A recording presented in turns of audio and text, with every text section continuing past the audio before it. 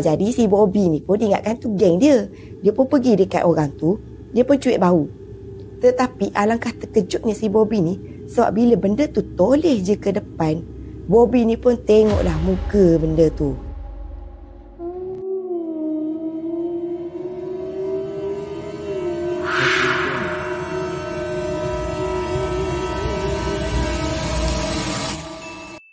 Hai, Assalamualaikum and welcome to Pika Storyteller channel. So, first of all, Pika nak ucapkan terima kasih pada korang semua yang sudi untuk klik pada video kali ini.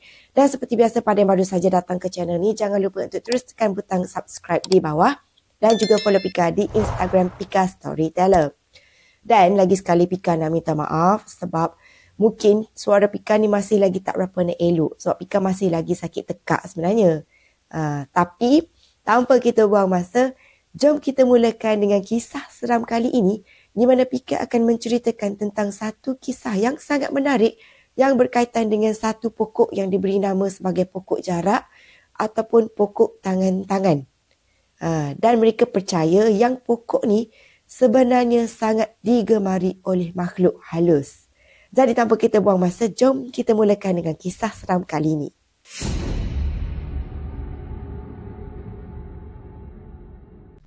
Jadi, disebabkan kisah kali ini adalah berkaitan dengan pokok jarak ataupun orang Sabah panggil sebagai pokok tangan-tangan. Jadi, korang mesti tertanyakan macam mana rupa bentuk pokok tu. Sebenarnya mungkin korang perasan lah kot, pernah ternampak lah sebenarnya pokok ni dekat mana-mana. Sebab dia jenis macam ada buah-buah bulat-bulat macam tu. Tapi, kena hati-hati tau. So, pokok ni sebenarnya beracun. Dan mengikut kajian juga, kalau kanak-kanak 3 biji dah pun cukup untuk membawa maut. Manakala untuk orang dewasa pula 8 biji boleh membawa maut. Tapi sekarang jom kita sambung kepada kisah seram yang akan Pika ceritakan berkaitan dengan pokok ni. Mengikut kepercayaan masyarakat Sabah, sebenarnya pokok tangan-tangan ataupun pokok jarak ni dia mempunyai something yang misteri tau. Sesuatu yang sangat mistik. Kepercayaan mereka, sekiranya pokok ni batang dia dihiris, lepas tu dibawa berjalan-jalan dalam gelap, makhluk halus suka. Tak tahu kenapa, tapi itulah kepercayaan mereka. Memang makhluk halus suka dengan pokok ni. So, dalam kisah kali ni, adalah seorang mamat ni. Pika namakan dia sebagai Bobby. Bobby ni, dia jenis orang yang suka cakap besar. Dia suka pergi sembang. Dia cakap dekat kawan-kawan dia semua yang dia ni memang tak percaya langsung tentang kewujudan makhluk halus. Dia kata makhluk halus tu semua mitos je. Memang dia tak percaya langsung. Dan dia juga cabarlah orang untuk mencabar dia pergi berjalan sorang-sorang pukul 12 dekat kawasan tanah perkuburan. Dia kata memang dia tak takut langsung dan dia akan terima cabaran tu. Jadi disebabkan kawan-kawan dia rasa macam alah dia ni cakap besar je si Bobby ni kan. So diorang ni pun semua cabar si Bobby ni untuk melakukan satu benda yang memang di luar daripada pemikiran lah. Iaitu diorang ni cabar si Bobby ni untuk pergi berjalan dekat kawasan perkuburan tengah-tengah malam Jumaat. Tetapi ada lagi satu syarat. Si Bobby ni bukan setakat kena pergi berjalan dekat kawasan kubur tu sorang-sorang. Tetapi dia juga kena ambil pokok tangan-tangan ataupun pokok jarak tu. Lepas tu dia hiris kulit batang pokok tu. Lepas tu dia kena bawa pokok tu bersama dengan dia dekat kawasan tanah perkuburan tu. Jadi, selepas si Bobby ni dengar cabaran kawan dia tu, dia terus terlena liur tau. Dia macam terfikir sejenak sebab dia tahu tentang misteri dan benda mistik yang berkaitan dengan pokok jarak ni, pokok tangan-tangan tu. So, dia terus terfikirlah, orang kata pokok ni makhluk halus suka kan. So, dia ada juga perasaan takut tu. Tapi disebabkan oleh dia ni seorang yang bongkak, suka cakap besar. So, dia pun terimalah cabaran kawan-kawan dia tu tadi. Kemudian tibalah pada malam yang dinanti-nantikan. Diorang ni semua berkumpul lah kan. Pergi dekat kawasan perkuburan tu bersama dengan Bobby. Maksudnya Bobby and the gang. Pergi dekat satu kawasan perkuburan ni yang memang sangat jauh daripada kawasan perkampungan diorang. Dan kawasan tu memanglah tersangatlah gelap. Memang tak ada lampu jalan langsung. Dan lampu yang ada cumalah torchlight. Cahaya yang ada cuma daripada torchlight diorang. Dan juga daripada cahaya bulan.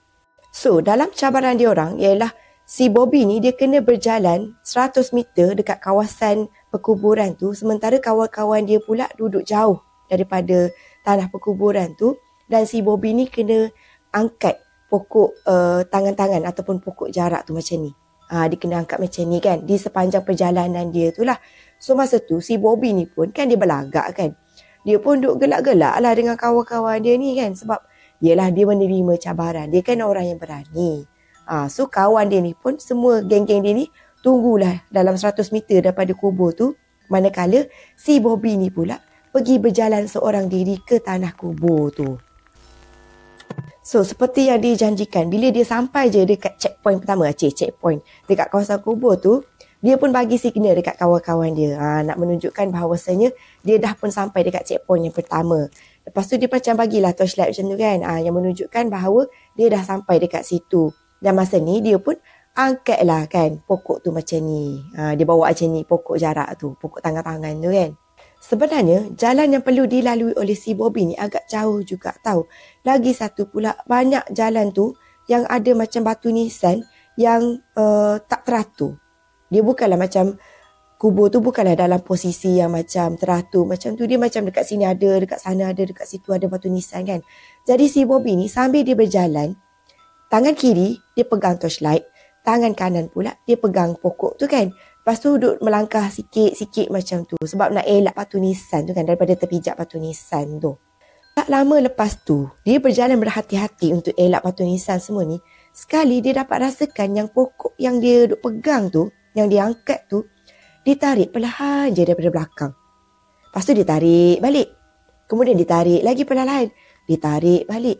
Masa ni, si Bobby ni, dia tak nak toleh belakang tau. Sebab dia tengah duduk menahan ketawa. Sebab masa tu dia ingatkan yang geng-geng dia ni, dia syak yang geng-geng dia ni sebenarnya yang duduk belakang dia, yang tengah follow dia dan juga nak kenakan si Bobby ni. Lepas tu, dia pun sambung lagi berjalan dan kali ni dia dapat rasa lagi yang ada benda yang tarik pokok tu kan. Lepas tu dia pun tarik dengan kasar. Bila si Bobby ni tarik dengan kasar, yang belakang tu pun tarik kasar balik tau. Duk main macam tu lah, tarik kasar, benda tu pun tarik kasar juga. Dan kali ni si Bobby ni dia rasa macam hilang sabar tau. So dia pun macam rentap dengan kuat dan sekali before dia sempat je menoleh, si Bobby ni tertonggeng ke belakang sebab dia ditarik dengan sangat kuat. Punyalah kuat tarikan tu sampaikan si Bobby ni terpelanting ke tanah, terjatuh ke belakang macam tu. Dan masa ni si Bobby ni pun macam okay, dah aku tak nak main dah kan. Lepas tu kan dia jatuh kan. Bila dia bangun dia pun macam cubalah untuk bersihkan baju dia semua ni. Dan masa ni dia nampaklah ada satu kelibat tau. Ada someone yang duduk dekat belakang tu. Tapi benda tu tak menghadap dia tau. Benda tu, orang tu menghadap dekat satu tempat lain. Jadi si Bobby ni pun ingatkan tu geng dia. Dia pun pergi dekat orang tu. Dia pun cuik bau. Tetapi alangkah terkejutnya si Bobby ni. Sebab bila benda tu toleh je ke depan, Bobby ni pun tengoklah muka benda tu. Rupa-rupanya benda tu bukanlah kawan dia. Dan disebabkan terlampau terkejut dengan rupa benda tu, dia pun terus jatuh pengsan dekat situ juga. Keesokan harinya, geng-geng yang cabar si Bobby tu tadi, pergilah cari Bobby dekat rumah dia kan. Pergi cari Bobby, mak Bobby kata, Bobby tak balik semalam. So diorang ni pun pelik lah, mana pula Bobby sebab Bobby hilang. So diorang ni pun pergilah beramai-ramai dekat kawasan tanah perkuburan tu. Bila diorang pergi dekat sana, diorang terkejut lah sebab rupa-rupanya Bobby ni pengsan tau dekat situ. Dan lagi satu, sebenarnya masa diorang jumpa Bobby tu, dia terbaring atas kubur tau. Dan bila dia bangun, dia ceritalah dekat kawan-kawan dia. Sebenarnya dia terkejut sangat malam tu, sampaikan dia pengsan sebab dia nampak rupa bentuk benda tu. Dia kata mata terkeluar, lepas tu bau hanyir, busuk gila. Dan disebabkan benda tu terlampau hodoh tu yang dia sampai pengsan tu. Dan lepas tu, geng-geng si Bobby ni pun cakaplah dekat Bobby. Sebenarnya, diorang dah awal-awal lagi belah, dah melarikan diri daripada tempat tu. Sebabnya, masa selepas Bobby ni bagi tahu diorang yang dia dah sampai dekat checkpoint pertama yang dia buat macam ni tu kan. Masa tu, geng-geng diorang ni nampak dekat belakang Bobby ni, dalam sama-sama, ada lagi satu kelibat yang tengah duk follow Bobby. Jadi masa tu, mereka dah yakin lah sebenarnya yang kelibat tu adalah benda yang tengah duk nak mengganggu si Bobby ni. Kira padan muka jugalah dekat si Bobby ni kan. Sebab yelah cakap besar sangat. Sekali dah terkena. Sampailah dia tu demam menggigil sampai 3 hari. Jadi selepas daripada kejadian tu, si Bobby ni pun dah tak cakap besar lagi dah. Sebab dia dah yakin yang benda tu sebenarnya memang wujud. Cuma diorang ni masih pelik lah. Sebenarnya apa yang membuatkan benda tu macam tertarik dengan pokok jarak ataupun pokok tangan-tangan ni yang dihiris kulit dia tu. Korang tahu tak? Mungkin korang boleh komen kot dekat Pika dekat bawah ni. So, sekiranya korang ada pernah dengar tentang kisah ni ataupun mungkin korang nak kongsikan tentang kisah pokok jarak ataupun pokok tangan-tangan ni, bolehlah kongsikan dekat Pika di komen di bawah. Dan seperti biasa, jangan lupa untuk tekan butang like, comment and share dan juga komen dan juga tekan butang subscribe dan juga tekan butang loceng tu. Okey, dan lagi satu, followlah Pika dekat Instagram Pika Storyteller.